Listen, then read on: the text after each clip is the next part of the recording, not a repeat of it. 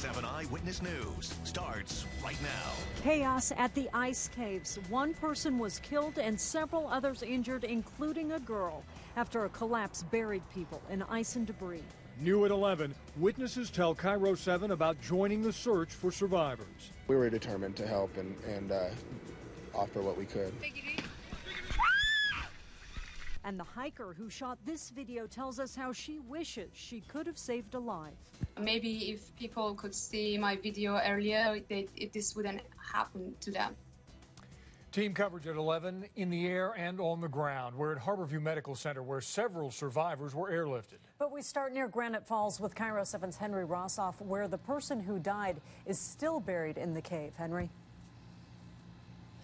We're a few miles from the caves and reasonably about as close as we can get with an active operation still going on. Rescuers are just trying to get into the cave in question.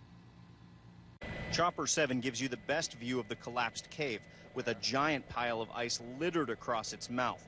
There's so much debris and the cave is so unstable, rescuers could not even get to the body of the person who died. The parking lot is full of response team and medical units and stuff like that. John Scott was near the caves and saw part of the rescue operation.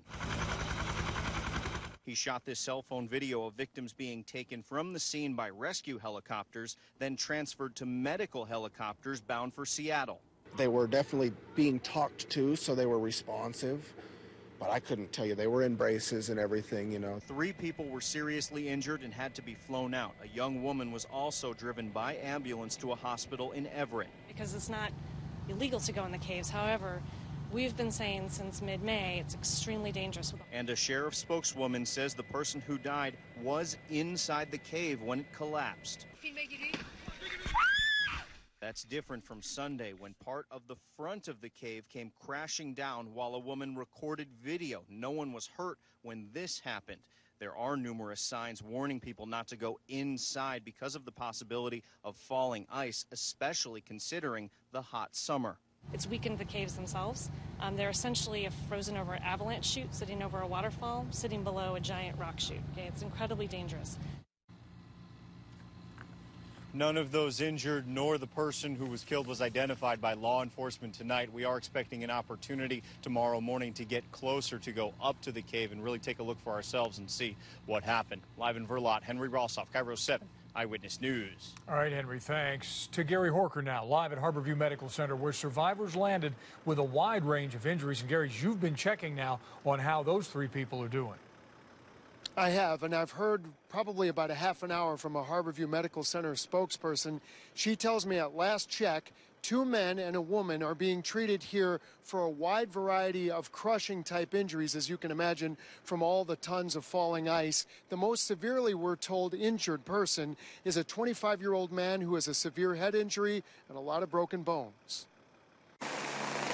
The first of 3 airlift helicopters landed with the 25-year-old man who had a triage team waiting to treat him and 2 other ice collapse patients for broken bones, lacerations, and more. They're all awake and alert, which is good news.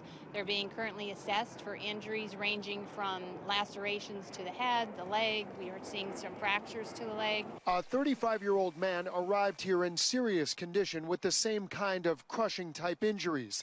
A 35-year-old woman is in satisfactory condition, according to Harborview, and we're told one of the patients has a broken pelvis.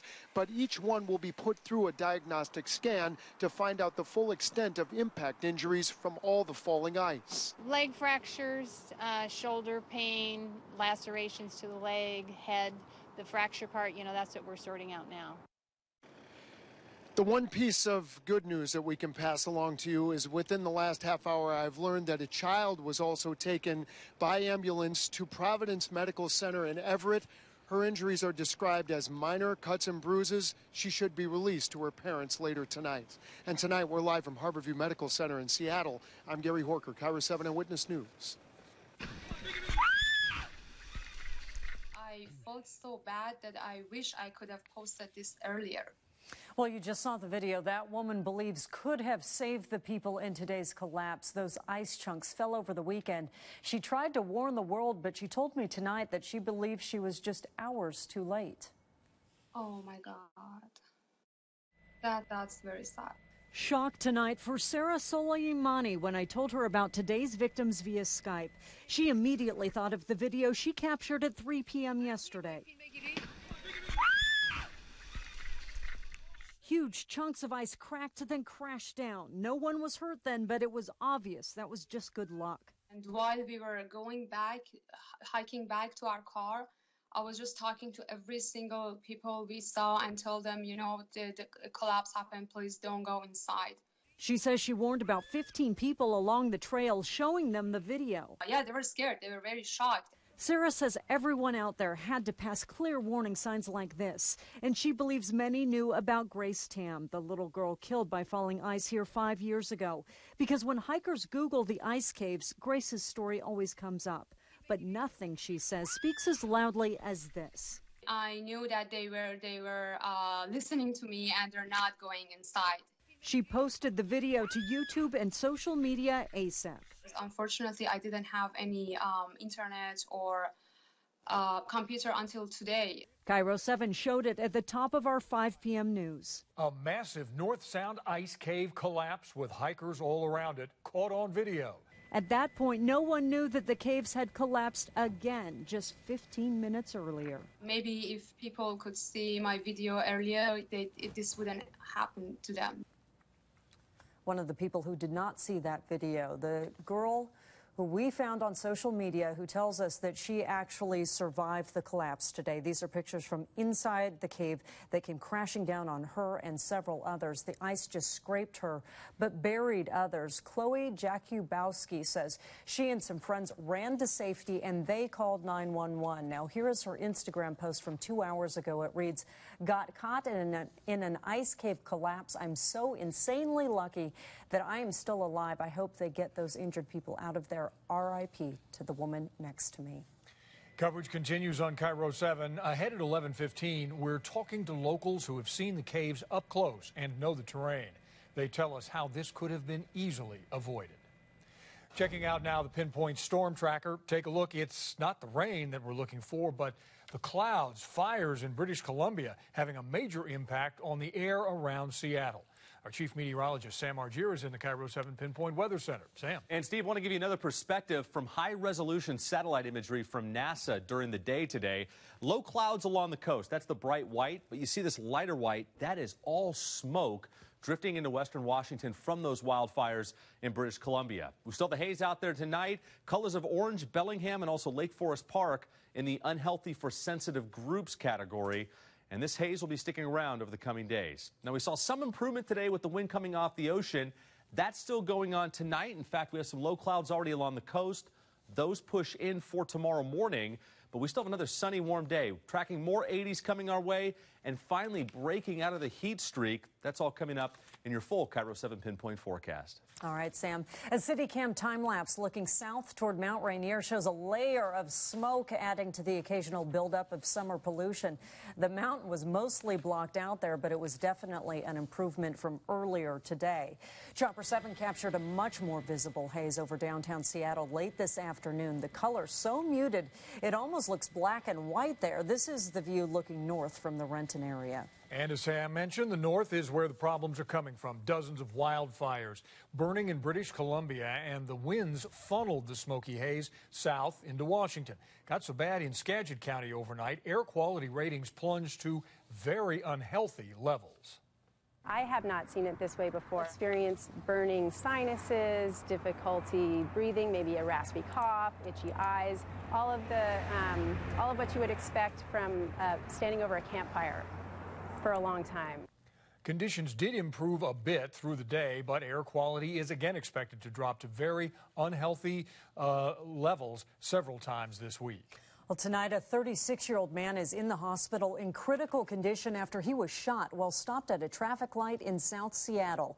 Sound transit was temporarily halted both ways near the scene at Martin Luther King Jr. Way South and South Cloverdale Street. Police say around 7 p.m., the man was sitting in this gray Subaru when he was shot once in the hip and once in the face. Officers tell us witnesses heard gunshots, but they ducked and they didn't see anything. We don't have a good suspect description. We don't have any suspect description. So we're asking for the public's help. If they saw, heard anything, give us a call. Police say early signs do not suggest the shooting was gang-related. They have no clear motive at this point. Now at 11, a body found in Renton is so badly mutilated, officials can't tell the person's age or race. A Renton parking enforcement officer found the body inside a green van on Victoria Avenue Southwest near Renton Avenue South. The van had been left there overnight. Investigators say someone stripped the plates off that van, but a trace of the VIN number showed the van was stolen. Newly released court documents late today reveal an apparent confession from Bill Cosby in the sexual abuse scandal that has all but destroyed his reputation. His attorneys fought to keep the details of the 10-year-old deposition private, but a judge disagreed. Cosby admitted under oath he obtained sedatives, specifically Quaaludes, to give to a young woman he wanted to have sex with. Cosby settled the civil case out of court. It is vindication for a woman who claims Cosby sexually assaulted her. Now that the truth has come out that he has bought drugs in order to drug women to have sex with them, I'm just so relieved that the truth has come out. In the past 2 years, more than 36 women have accused Cosby of sexual misconduct. He has consistently denied all the allegations and has never been criminally charged. Starbucks drinkers, the cost of your coffee is rising faster than other parts of the country. The Seattle coffee chain is raising prices between 5 and 30 cents for many drinks. That starts tomorrow. Now, here in the Puget Sound area, customers will pay 3.5% more. The move comes as coffee bean prices are on the decline. Starbucks says coffee is just a small part of its expenses, however, which also include, of course, rent and labor. My heart just dropped, especially just hearing my son cry, you know? And I know it's for real. A lifetime of memories gone in seconds. A family of 9 looking for a place to live after fireworks destroyed their home. How they're moving forward and how the community is helping out. And caught on camera, a college football player punching a woman right in the mouth. What led up to that brutal blow and the price that young man is paying tonight. And while teams work to recover a body from the ice caves, locals who know the area best explain the terrain and tell us why this could have been avoided. Coverage continues next.